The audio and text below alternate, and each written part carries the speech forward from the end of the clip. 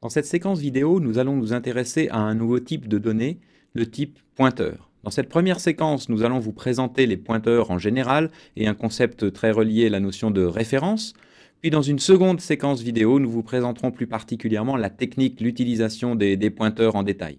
Les pointeurs ont la mauvaise réputation d'être considérés comme difficiles, mais en fait, il n'en est rien. Vous utilisez déjà des pointeurs dans la vie de tous les jours, peut-être sans le savoir. Par exemple, quand vous avez un site internet qui vous intéresse, qu'est-ce que vous faites?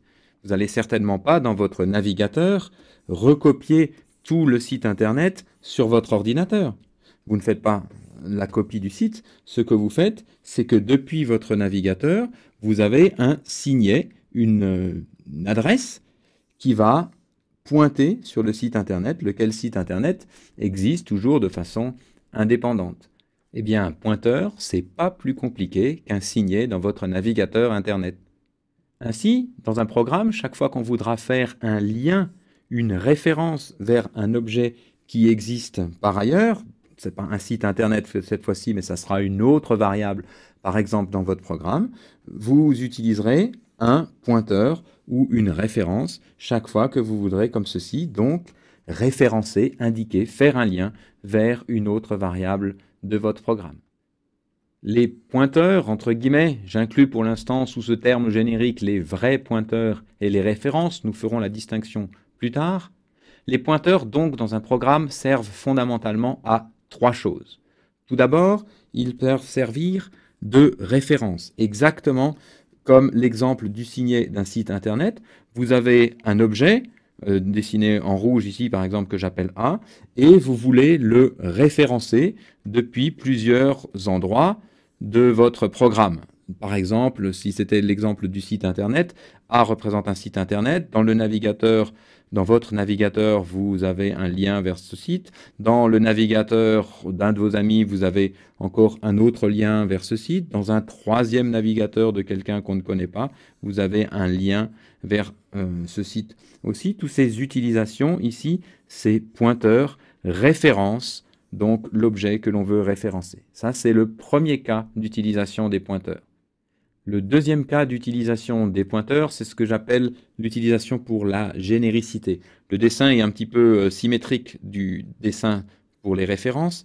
Ici, vous avez, disons, plusieurs objets que vous ne connaissez pas forcément au départ. Donc, par exemple, un objet A, un objet B, un objet C. Et vous voulez décrire, disons, de façon générique ces différents objets par à un moment donné donc dans votre programme, et vous allez donc à ce moment-là utiliser un pointeur. Ce pointeur à un moment donné pointera par exemple sur l'objet A, puis à un autre moment à ce moment-là pointera vers par exemple l'objet B, et enfin à peut-être un autre moment dans votre programme, le même pointeur pourra pointer, indiquer un objet C.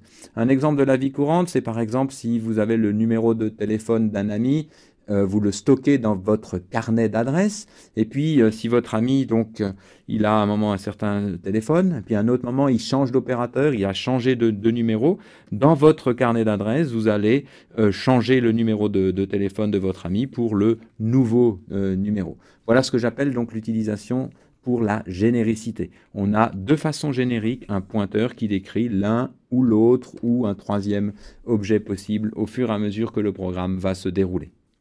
Le troisième cas d'utilisation des pointeurs est lui un petit peu technique. Il a à voir avec ce qu'on appelle techniquement la portée et la durée de vie.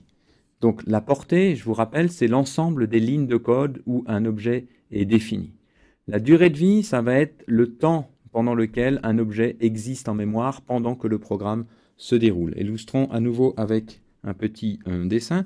Si je représente donc comme ça sur un axe horizontal le temps où le programme se déroule. Évidemment, le programme va exécuter à un moment donné une certaine portion de code qui était comprise entre accolades. Si dans cette portion de code, j'avais par exemple une variable de type entier que j'avais déclarée, donc par exemple A, alors la durée de vie de cette variable va être égale au temps d'exécution de sa portée. Sa portée, vous vous souvenez, c'est le bloc dans lequel elle a été définie. Et si je regarde donc le déroulement du programme au cours du temps, la durée de vie de cette variable va donc être ici égale au temps d'exécution de sa portée.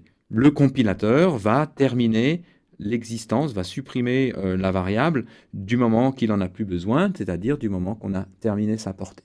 Eh bien, si techniquement, vous voulez augmenter la durée de vie d'un objet, alors on verra techniquement plus tard comment, mais vous voulez décider qu'un objet commence à être disponible dans votre mémoire à partir de cet instant-là, et puis à une durée de vie donc qui est plus grande que sa portée, à ce moment-là, vous allez être dans ce qu'on appelle l'allocation dynamique. C'est le troisième cas d'utilisation des pointeurs.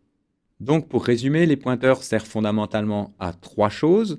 Soit un objet peut être référencé depuis plusieurs endroits avec des pointeurs, soit on va avoir un même pointeur qui lui-même va pointer à différents moments vers différents objets, soit on veut vouloir gérer nous-mêmes la mémoire, le temps de vie des objets en mémoire et utiliser ce que l'on appelle l'allocation dynamique. Ces trois raisons d'utilisation des pointeurs ne sont pas exhaustives et on peut vouloir en combiner plusieurs, mais ce qui compte surtout, c'est d'avoir bien présent à l'esprit la raison ou les raisons pour lesquelles vous voulez utiliser un pointeur dans votre programme. En C++, et surtout depuis la nouvelle norme C++ 2011, il existe en fait trois sortes de pointeurs, entre guillemets. Il existe les références qui ne sont pas strictement parlées de vrais pointeurs, elles sont même en fait assez fondamentalement différentes des vrais pointeurs, en ce sens qu'elles sont gérées complètement par le compilateur. Et ce sont donc des objets très sûrs qui ne sont pas manipulés par le programmeur lui-même, mais par le compilateur. Ensuite, nous avons, depuis la nouvelle norme C++ 2011, des pointeurs intelligents, ce qu'on appelle des smart pointers.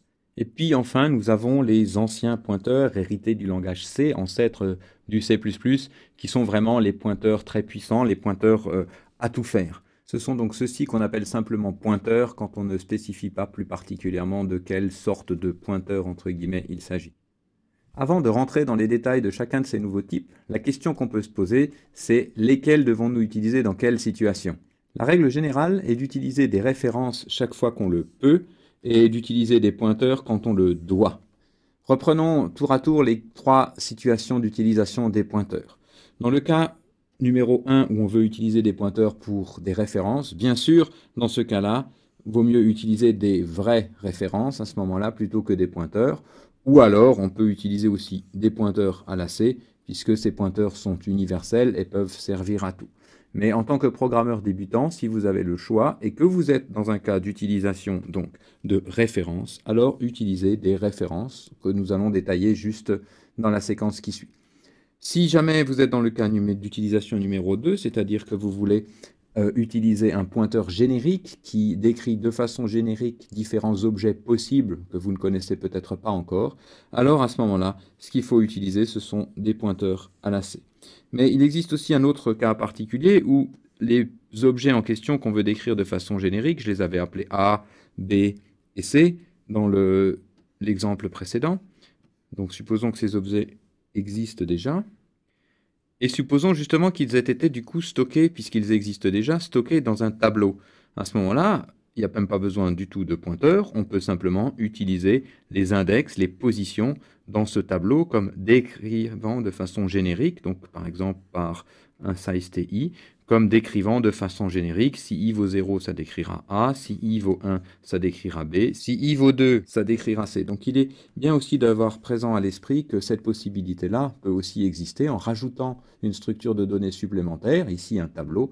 On arrive aussi, si tant est que les objets existent déjà au moment où on crée le tableau, ou alors qu'on peut les rajouter au fur et à mesure dans un tableau dynamique par des pushbacks et des popbacks, à aussi donc décrire de façon générique avec une abstraction de plus qui est l'index de l'élément dans le tableau plutôt que l'élément lui-même.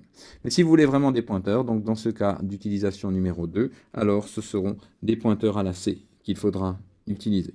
Dans le cas d'utilisation numéro 3, pour faire de l'allocation dynamique, alors là, il faut bien sûr utiliser vraiment que des pointeurs, ils sont faits pour ça. Et dans ce cas-là, je vous conseille d'utiliser C++ 2011 et les pointeurs intelligents, ce qu'on appelle aussi les smart pointers, parmi lesquels je vous recommande surtout d'utiliser, commencer par Unique Pointer, qui sera détaillé donc dans une séquence vidéo suivante. Voilà donc pour les différents cas d'utilisation de toutes ces sortes de pointeurs entre guillemets. Les séquences vidéo suivantes vont maintenant entrer dans les détails tour à tour des références, des pointeurs à la C, puis nous finirons par les pointeurs intelligents de C++ 2011.